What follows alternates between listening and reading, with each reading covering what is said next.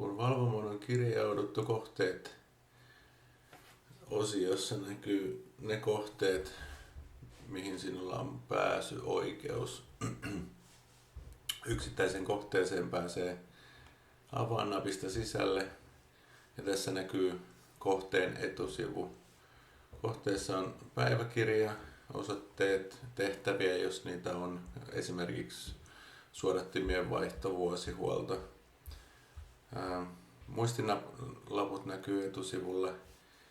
Niihin voi kirjoittaa esimerkiksi väliaikaisia huomautuksia, jos on vaikka remontti kesken tai muuta, niin valvomusta tietää, miksi joku asia ei ehkä toimi oikein.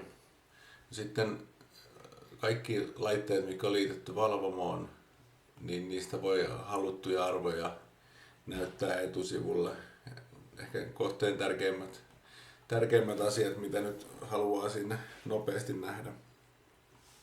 Ja lisäksi täällä on kohdegrafiikka-linkki, minkä alta näkyy sitten yksi tai useampi järjestelmä, missä on jonkunnäköinen käyttöliittymä. Ylhäällä näkyy välilehdet. Vastaavat välilehdet näkyy osittain vasemmassa palkissa. Nämä ylhäällä näkyvät välilehdet on tämän kohteen välilehtiä. Ja vastaavasti sivussa olevat on koko massasta, mitä näkee. Eli jos täällä nyt näkyy sitten vaikka kuvaajat, niin täältä voi valita sitten jonkun niistä kohteista, minkä haluat. Tai tehtävät, niin täällä näkyy kaikkien kohteiden tehtävät. Kun taas jos menee yksittäiseen kohteeseen, niin näkyy vain sen kohteen asiat. Hälytysvälilehdellä näkyy luonnollisesti hälytykset. Hälytykset voi tulla valvomoon joko sähköpostilla tai sitten luetaan suoraan Modbus-rajapinnan kautta laitteista. Kuvaajat välilehdellä näkyy yleensä ottaen energiamittarit, sähkömittarit. Täältä voi yksittäin mittauksia piilotella. Ja jos mä täältä näytän, noin. Palauttaa takaisin näkyviin. Aikavälin näkee täältä. Esimerkiksi vaihdetaan päivänäkymä, takaisin viikkonäkymä. Jos kaikki mittaukset, mitä näytetään, on nyt vaikka esimerkiksi energiamittauksia, ne voidaan yhdistää. Tässä näkyy nyt sitten niin kuin kokonaisuus viikon ajalta. Olisi, jos siellä on vaikka monta maalämpöpumppua, niin yhteensä ne on vienyt tämän verran tai tuottanut tämän verran energiaa.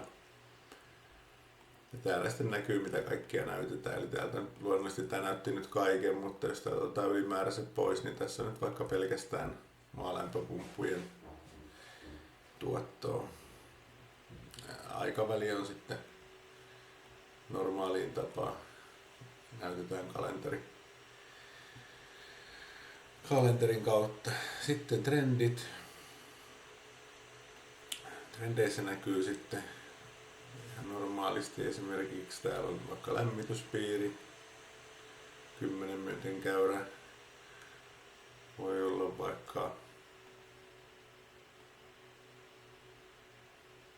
huoneistoja, täällä lämpötila-asetuksia, käyttöveden mittauksia, asetusarvoa. On valmiita käyriä, lennosta tuohon voi lisätä halutut mittaukset, mitä haluaakin vertailla keskenään ja vastaavasti aikavälit tuolta vaihdella. Ja sitten samoin kun katselee näitä, niin näitä voi tästä piilotella ja laittaa näkyviin. Laitteet on sitten se osio, mistä näkyy kaikki arvot, mitä valvomoon luetaan. Eli tässä nyt esimerkiksi yksittäisen maalämpöpumpun profiili ja yhdestä maalämpöpumpusta luetaan tämmöinen määrä mittaustietoja. Siellä on joitain asetusarvoja, joitain hälytyksiä. Siinä on useampi maalämpöpumppu. Sitten on esimerkiksi täällä on lämmön talteenottopuhallin. Sieltä luetaan muutamia arvoja. Energiamittari. Sähkömittari.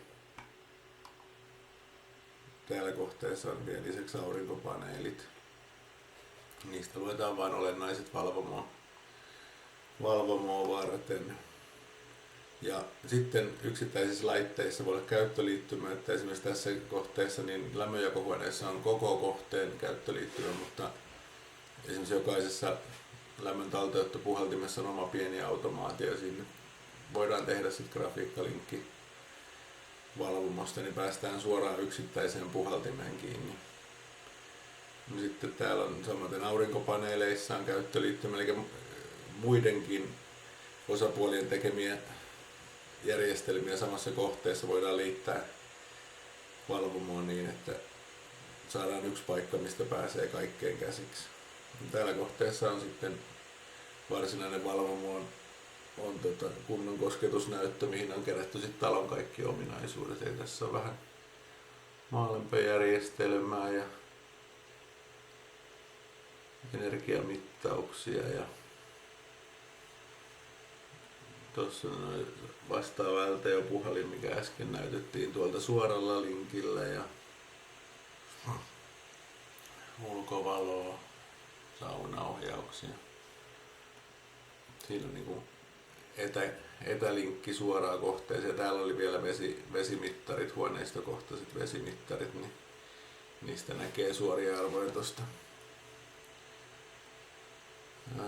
Sitten tapahtumista nähdään tosiaan päiväkirjamerkintöjä, hälytyksiä, tapahtumia. Tapahtuma on esimerkiksi asetusarvon muutos valvomon kautta.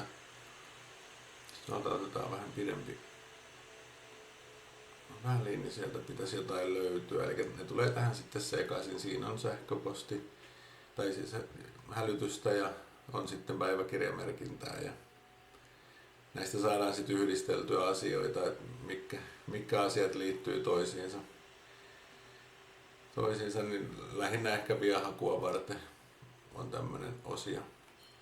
Raporteista taloyhtiö saa esimerkiksi maalämpökohteesta niin vaikka vuosiraportti, tässä on kuukauden väli, mutta tuottomittarit, antomittarit, laitekohtaiset koppiluvut, koko laitoksen koppiluku.